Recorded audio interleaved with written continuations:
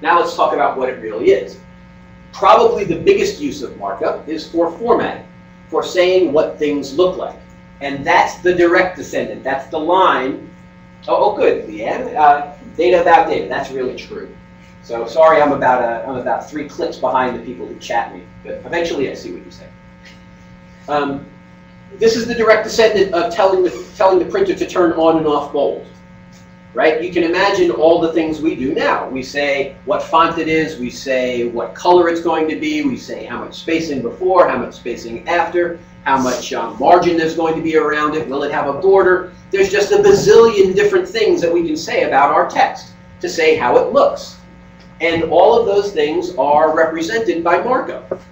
And we use markup to make those statements. Take this phrase right here and make it bold, make it 27 point, make it a Times New Roman font, make it centered, put 5 points of space before it, put 10 points of space after it, put 20 to the left, put 50 to the right, put a box around it, put a drop shadow on the box, on and on and on and on and on. All the things we want to say about how that thing looks.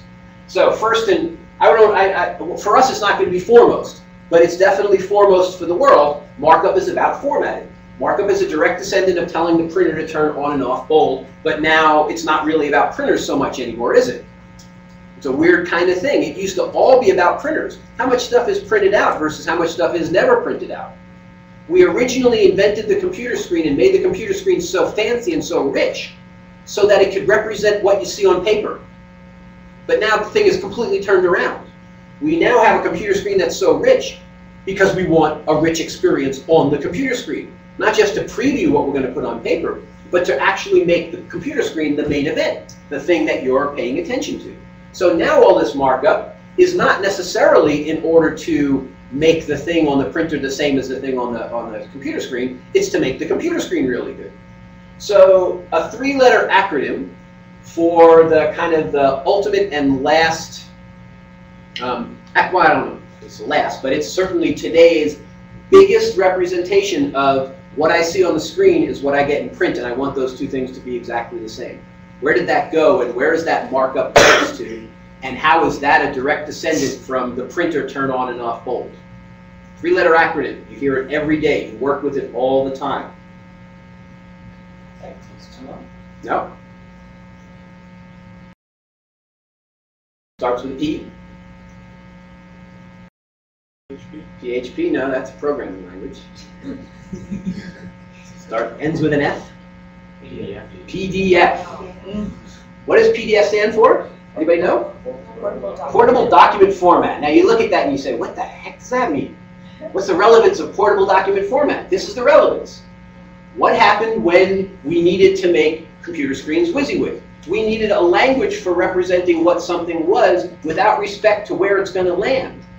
Okay, this is a really sophisticated and important concept. I want to represent a title, and I'm not going to do anything near the same stuff to render it on the computer screen as I do to render it on the printer, but I need to represent it in a single way nonetheless. That's what PDF was invented for. And if you look inside of PDF, what it actually consists of is a tremendous amount of information about how to render this document in an output neutral format. And then the computer screen takes that output neutral format with all the information about how to render it or what it is, and it turns it into the computer screen version. You send that same PDF file to a printer, and it turns it into printer commands that, you know, move the little heads this way or that way. So PDF is the last and kind of latest and greatest incarnation of that concept, that I want to be able to represent something in a single way, portable, and be able to display it similarly in all different environments. Okay, we can go further with that, but I want to just leave you with this big point. Markup is for formatting. That's how most people deal with it. Is that what we're going to do? Is that how we're going to look at markup? No, no, no, no. Right? I'm going to try and steer you as far as possible away from this idea of markup as something that just says what it looks like.